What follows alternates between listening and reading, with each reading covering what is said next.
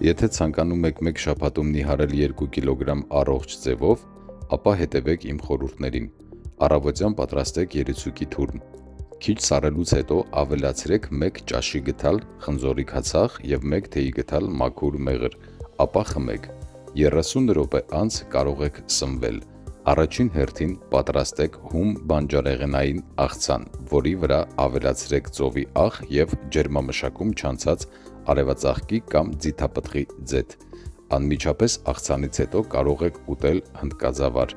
բրինձ կամ նաև մակարոն։ Դրանցից որևէ մեկը մթերքների պատրաստման ժամանակ չի կարելի ավելացնել աղ եւ ձեթ։ Հետո միայն կարելի ավելացնել չրաֆինացված ձեթ, ծովի աղ եւ ցորենի թեփ։ Ցորենի թեփը պարտադիր։ Կարող եք համեմել նաև ձեր նախընտրած համեմունքներով։ Սնվելու ցանկալի ժամերն են 13:00 եւ 18:00, իսկ 15:00-ից 17:00 ընկած ժամանակահատվածում կարող եք ուտել մրգեր ըստ ցանկության։ Երեկոյան 19:30 կրկին խմեք երիցուկով թուրմը։ Այս մեթոդը կօգնի ձեզ մեկ շաբաթում կորցնել մինչև 2 կիլոգրամ քաշ։